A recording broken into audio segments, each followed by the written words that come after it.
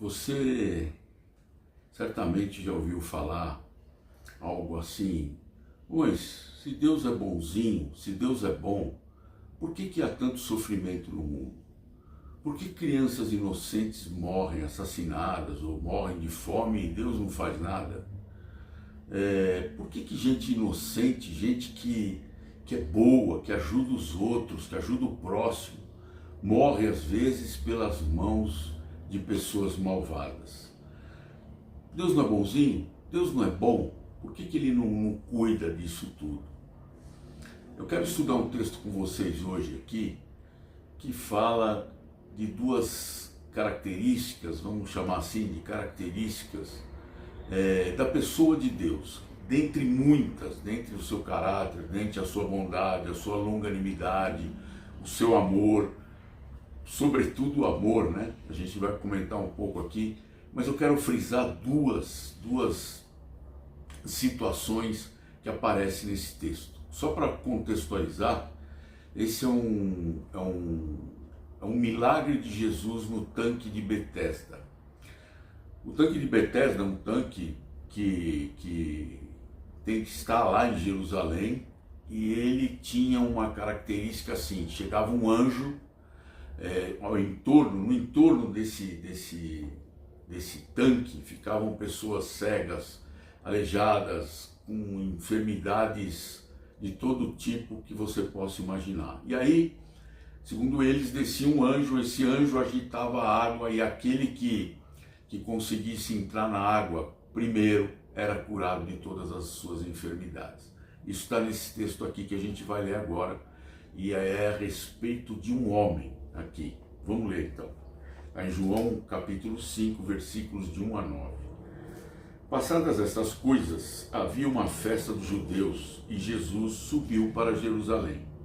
Ora, existe ali, junto à porta das ovelhas, um tanque, chamado em hebraico Betesda, o qual tem 5 pavilhões. Betesda quer dizer casa da misericórdia, casa de misericórdia. Eu quero que vocês gravem esse texto, essa palavra, misericórdia. Uma é essa daí que eu quero que vocês guardem na mente. Nestes jazia uma multidão de enfermos, cegos, coxos, paralíticos, esperando que se movesse a água, porquanto um anjo descia em certo tempo, agitando-a. E o primeiro que entrava no tanque, uma vez agitada a água, sarava de qualquer doença que tivesse. Estava ali um homem enfermo havia 38 anos. Jesus, vendo-o deitado e sabendo que estava assim havia muito tempo, perguntou-lhe: queres ser curado? Essa é outra coisa que eu gostaria que vocês gravassem. Uma é misericórdia, outra é: queres ser curado? Respondeu-lhe o enfermo: Senhor, não tenho ninguém que me ponha no tanque quando a água é agitada, pois enquanto eu vou, desce outro antes de mim. Esse homem devia ser paralítico, paraplégico, e ele não conseguia se locomover com destreza. Então qualquer outro que tivesse alguma doença ia na frente dele e ele não conseguia ir. Então lhe disse Jesus: levanta-te, toma o teu leito e anda. Imediatamente o homem se viu curado e, tomando o leito, pôs-se a andar. E aquele dia era sábado. Então, olha só o que aconteceu, né? A maioria das... Vamos falar desse homem primeiro, né? A grande maioria das curas que Jesus fazia, as pessoas caíam aos seus pés, agradecendo ele, beijando os pés dele, dando glórias a Deus pelo fato de estarem curados, depois que Jesus operou a cura. E muitos deles clamavam, às vezes ouviam, teve cegos, que ouviam Jesus andando, aí o cara clamava, estava lá longe: o que está acontecendo aí? Aí o pessoal falava: fica quieto, que é Jesus que está passando. E o cara gritava: Jesus, Jesus, me cura, pelo amor de Deus, me cura. Jesus ia lá e curava o cara. Esse homem, que estava há 38 anos, foi interessante porque ele não clamou, não chamou Jesus. Jesus chegou para ele e perguntou: queres ser curado? Ele nem respondeu para Jesus. ele ficou na dele, ele falou, olha, eu estou aqui há 38 anos, quando a água agitada vem outro na minha frente, e eu não posso ir. Ele não falou assim, não, eu quero ser curado, por favor, você pode me curar, tal. Ele não, ele deu essa desculpa. Aí Jesus curou ele levantou, como Jesus falou, pega teu leito e anda, e ele se mandou. Quer dizer, os fariseus que estavam ali perto, pô, quem é que te curou? Você era aleijado há 38 anos. Ele falou, não sei, foi um homem que passou aí e me curou. Quer dizer, então o cara não pediu, não clamou. Quando Jesus perguntou se ele queria ser curado, ele falou nada, ele falou outras coisas, não agradeceu e não deu glórias a Deus. Então, só por esse texto aqui, a gente vê duas circunstâncias, né? Duas formas de comportamento de Deus, não formas de Deus tem cada hora uma forma de comportamento, não, mas a gente viu uma característica. A primeira delas, ele não é invasivo. Ele não é invasivo. Ele perguntou para o cara, você quer ser curado? Ele poderia chegar lá e curar todo mundo que estava lá. Ele é Deus, ele pode fazer isso. Mas não, ele perguntou para o cara, você quer ser curado? E por que Jesus foi lá? Pela misericórdia dele, pela compaixão, né? O que é misericórdia? Misericórdia é uma pessoa misericordiosa, é outra que ela se compadece tanto da miséria do outro, que ela quer se colocar no lugar, que ela quer fazer de tudo para tirar aquela pessoa daquela miséria. A miséria aqui a gente está falando não é da situação financeira, é a miséria de vida. Às vezes uma depressão profunda, às vezes uma doença profunda, às vezes uma pobreza profunda. E a pessoa misericordiosa é assim, ela quer fazer de tudo para tirar o outro daquela situação. É uma pessoa que se compadece com a miséria dos outros. Essa é uma definição de misericórdia. E foi assim que Jesus atuou nesse caso aí. Outra coisa para misericórdia, outro sinônimo, outro significado para misericórdia é assim, a suspensão de uma pena merecida. A Bíblia diz que o salário do pecado é a morte em Cristo Jesus, é a morte, né? Você morreu, está morto. O salário do pecado é morto, não é morto de cair morto, né? Fisicamente, é morto espiritualmente, né? Por isso que chama religião, que significa religar. O teu espírito está morto, ele precisa ser religado com o Espírito de Deus para que teu espírito fique vivo novamente, né? Então, o salário do pecado é essa morte, a morte espiritual. E o dom gratuito de Deus é a vida eterna em Cristo Jesus. Muito bem, esse é o texto que a gente leu. E o que a gente pode tirar de aplicação disso tudo, né? Então, lembrando, primeiro, Jesus não é invasivo. Segundo, ele se compadece das pessoas. Tem um texto que Filipe era um dos apóstolos, ele veio apresentar um amigo dele para Jesus, Natanael. Quando quando Filipe chega e apresenta Natanael, e aí Jesus vira para ele e fala assim, tá aí um judeu que não tem dolo, né, que não tem maldade e tal. Aí o Natanael falou assim, pô, mas você já tinha falado de mim para ele? Aí Jesus virou e falou assim, eu conheço você desde que você estava sentado embaixo da figueira. Para ver, esse cara, ele era um arquiteto, ele desenhava, ele queria de qualquer forma seguir a Deus. Queria atender a Deus, não seguir no fato de ser discípulo, mas ele queria fazer coisas para Deus, ele queria construir um templo para Deus. E Deus não dava oportunidade para ele, segundo ele. Então ele chorou embaixo dessa figueira aí, falando, pô, o Senhor se escondeu de mim, o Senhor escondeu o seu rosto de mim.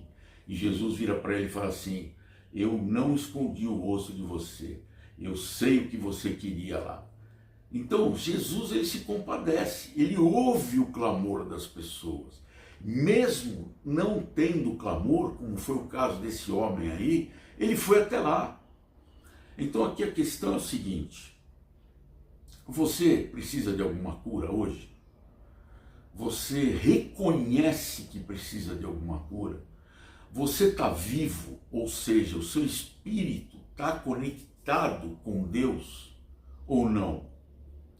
Então, qual que é a cura que Jesus está oferecendo aqui? Jesus está oferecendo a salvação.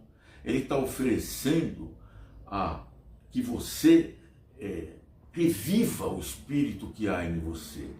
Entendeu? É isso que ele está oferecendo. E por que isso? Aí vem lá João, no mesmo capítulo que a gente leu aqui, João 3,16. Porque Deus amou o mundo de tal maneira que deu seu Filho unigênito para que todo que nele crê não pereça, mas tenha a vida eterna.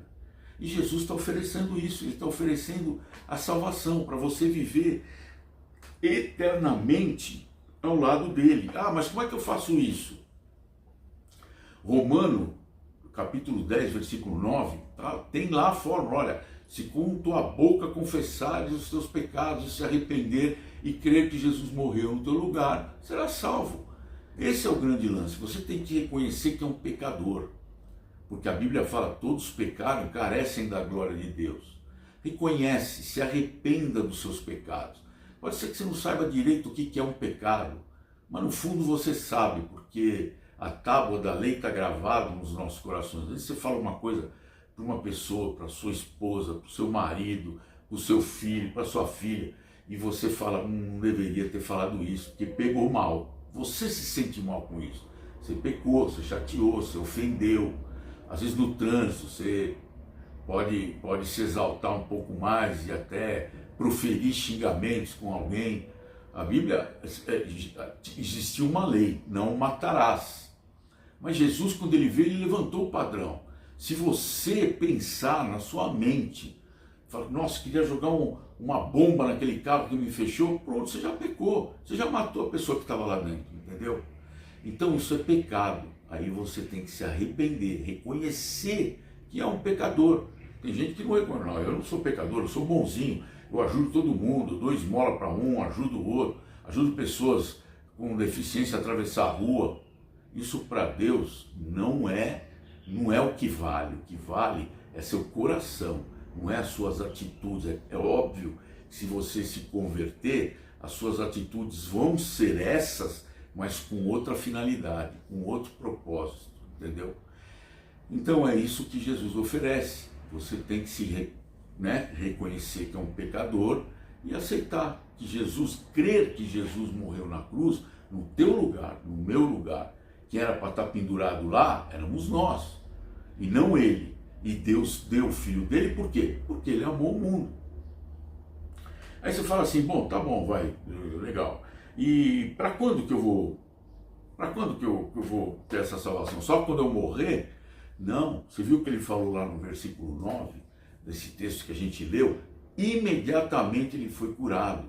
Aqui no próprio capítulo 5, versículo 24, ele fala assim, olha, em verdade vos digo, quem ouve a minha palavra e crê naquele que me enviou, tem a vida eterna. Não entra em juízo, mas passou da morte para a vida. Olha que interessante, né? É para quando eu morrer? Não, não é para quando você morrer. Você vai ter a vida eterna agora. Você vai passar a ser um filho de Deus, vai desfrutar dessa nova filiação. Ele vai ser seu pai. Você vai ser o filho dele. Você vai viver já no reino, embora o reino não esteja instaurado, mas você já vai pertencer a ele. Olha que coisa maravilhosa isso, esse relacionamento que você pode ter com Deus agora. E aí você fala assim, mas o que eu vou ganhar com isso? No próprio livro de João aqui, João 10:10, diz assim, ó. Ele faz uma analogia com ovelhas, né? Ele fala assim, olha, eu sou a porta. Se alguém entrar por mim, será salvo. Entrará e sairá e achará pastagem. O ladrão vem somente para roubar, matar e destruir. Eu vim para que tenham vida e a tenham em abundância. E a tenham em abundância. Você vai ter uma vida abundante. Oh, agora sim. Então eu vou ter dinheiro em abundância, vou ter saúde em abundância, vou ter bens em abundância, vou ter amigos em abundância. Não é isso que ele está falando. Ele está falando o que é vida em abundância, é um relacionamento pleno com Deus. Você percebe que quando você não aceita o Filho de Deus, quer dizer, não aceita que ele morreu na cruz no seu lugar, você está em guerra com Deus. Deus ele fala assim, pô, a pessoa não aceitou o meu filho, então eu não tenho nada com essa pessoa. Então você, para Deus, não é nada. Então você não tem paz com Deus. A vida em abundância é você ter paz com Deus e a paz de Deus. A paz com Deus é quando você se reconcilia com Ele. Como? Aceitando o sacrifício do Filho dele, que é o que? A obra redentora. Por que a gente fala obra redentora? Porque a redenção significa substituição. Como era você, como era eu que deveria estar na cruz, foi Ele. Então eu aceitei essa obra redentora. Então eu agora não estou mais em briga com Deus. Agora eu tenho a paz com Deus, estou em paz com Ele. E a paz de Deus, essa daí você vai ter que experimentar. É a coisa mais fantástica, é o sentimento mais fantástico que você pode ter na vida, sobretudo nas suas tribulações. Estou preocupado, estou ansioso, estou chateado, estou triste, estou nervoso, estou bravo, estou irado.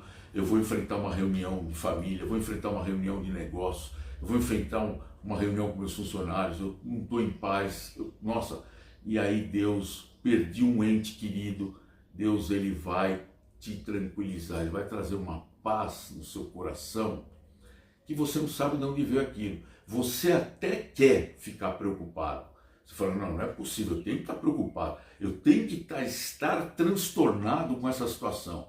Mas olha, é incrível, vem uma paz no seu coração que você não entende. E entende porque agora você já está sabendo que é a paz de Deus que vem aí, entendeu? Então, a salvação, né, é para agora. Você vai precisar da salvação, é para agora, para imediatamente, e você já vai participar desse reino, que assim, o cristianismo, eu costumo dizer, isso é coisa minha, né? Ele não é uma religião, ele é um relacionamento. E como que você se relaciona com Deus? Através da palavra dele, lendo a palavra dele, estudando a palavra dele, meditando a palavra dele e orando. E orando, não é vãs repetições. Né? Você vai conversar com o seu filho, com o seu marido, com a sua esposa, você vai ficar falando a mesma coisa? Não, você vai proferir uma conversa, você vai estabelecer um diálogo aí. Olha, você me fez isso, eu fiquei chateado, olha, aconteceu isso e tal. Você vai bater um papo. É assim que você vai fazer com Deus. Você tem que conversar com Ele, você tem que agradecer Ele, você tem que pedir coisas para Ele. Você tem que louvar Ele, você tem que adorar Ele. É assim que a gente se relaciona com Ele. E Ele se relaciona conosco através da sua palavra. Aí você fala, tá bom, então quanto custa tudo isso? Porque é muito bom para ser verdade, né? Isso não custa nada. Sabe por que não custa nada? Ah, mas é de graça, aquele negócio, tudo que é de graça, né? Isso aqui é tão valioso que não tem como você pagar. Nem todo o dinheiro do mundo, nem todas as propriedades do mundo, nem todos os tesouros do mundo pode pagar o sangue de Jesus na cruz. É por isso que é de graça, você não tem como pagar. Você não pode, não é uma troca. Tem pessoas que querem fazer uma troca com Deus. Não, é de graça, você não precisa fazer nada. Você precisa crer, ter fé, se arrepender e aceitar. Só isso, mais nada. Você fez isso, pronto, você está salvo. Você vai receber o selo do Espírito Santo no seu coração. Fantástico isso, né? Aí ele diz assim, né? Tem um texto que eu acho muito bárbaro, que está em Apocalipse. Olha aqui, que interessante. O texto, já chorei muito em cima desse texto aí, que é um privilégio. Olha o que Jesus fala aqui, ó. E ele está fazendo isso para você hoje. Eis que estou à porta e bato. Se alguém ouvir a minha voz e abrir a porta, entrarei em sua casa e cearei com ele e ele comigo. Olha que coisa. Você já imaginou? Jesus está fazendo isso agora aí na sua porta, no seu coração. Ele está batendo. Lembra que eu falei que ele não é invasivo? Lembra que eu falei que ele é misericordioso? Ele se compadece da sua miséria, da sua vida de pecado. E ele está batendo na porta. Oh, abre aí, vamos cear juntos, vamos conversar juntos. Olha que privilégio você abrir a porta para ele. Isso é incrível, né? Aí tem pessoas que falam assim, não, mas peraí, olha, eu vou falar uma coisa para você, eu acredito em Jesus, eu gosto de Jesus, eu acredito em tudo que fala de religião, eu curto, tudo que fala. Eu curto aquela religião A, religião B, aceita C, aceita alfa, aceita gama. E aí, Jesus, quando eu ouço falar de Jesus, eu também gosto e adoro. Jesus é exclusivista. Ele não é invasivo. Ele não vai fazer com que você desista das outras religiões para vir para ele. Não. Você tem que tomar essa decisão. E um dia, a Bíblia diz o seguinte, que todos nós vamos ser julgados. Até os cristãos, até os crentes. Aí você vai chegar na frente de Deus e Deus vai falar assim, olha, você pecou, você teve um pecado de estimação, você sempre caía naquele mesmo lugar, sempre pecava ali, mas você está limpo porque você foi lavado no sangue de Jesus. Entra aqui e aproveita do meu gozo. Aí você, nossa, você é um cara legal, você sempre ajudou pessoas, você sempre acolheu crianças, você alimentava essas crianças, acolhia elas que eram abandonadas pela família, mas infelizmente você não me aceitou. Você achava que era bobagem, você achava que isso que você fazia era melhor do que me aceitar. Você até poderia continuar fazendo isso, mas não com o propósito que você fazia de troca, achar que você estava fazendo isso e estava garantindo um lugar comigo. Não, você iria fazer isso e até mais coisas, mas se você tivesse preso ao meu tronco. Jesus ele faz uma metáfora com uma planta. Ele é o tronco, as videiras, né? Ele é o tronco e nós somos as ramificações. Se você é um ramo que não está no tronco, você vai secar e vai morrer. E é assim que aconteceu. Então, meu amigo, você que não quis aceitar Jesus, ainda que você tenha feito um monte de coisas boas, louváveis, você vai ficar fora do meu gozo, porque você não aceitou, né? Então isso é muito ruim, e a própria Bíblia diz isso aqui, ó, quer ver em Mateus, capítulo 7, versículo 13 e 14, diz assim, ó, entrai pela porta estreita, larga é a porta e espaçoso o caminho que conduz para a perdição, e são muitos os que entram por ela, porque estreita é a porta e apertado o caminho que conduz para a vida, e são poucos os que acertam com ela. Lembra que eu falei da vida? Então, espírito, vida, né? Então você viu que a salvação está aí para todos, mas infelizmente não são todos que vão ser salvos, somente alguns, somente muitos. Quer ver, ó, Mateus 22, deixa eu ver se eu acho aqui esse versículo, Mateus 22, 14, ele diz assim, quer ver, ó, 22, 14, ó, então ordenou, aqui ó, então ordenou o rei aos servos, amarrai aos pés e mãos, lançai para fora nas trevas, ali haverá choro e ranger de dentes, porque muitos são chamados, mas poucos escolhidos. Então tá aí, gente, a salvação é para todo mundo, porém poucos vão ser escolhidos. Então, e aí? Você ainda tem esse pensamento de, se Jesus é bonzinho, Jesus é longânimo, Jesus é amoroso, Jesus é gracioso, Jesus é misericordioso, Jesus é santo e Jesus é soberano, Ele é Deus. Ele se compadece de quem Ele quiser se compadecer. Você entendeu? então, e só que ele não é invasivo. Então ele vai salvar todo mundo, então eu posso pintar e bordar que tudo vai acabar em pizza. Não é assim. Você precisa ter um compromisso. Jesus, ele quer se relacionar conosco.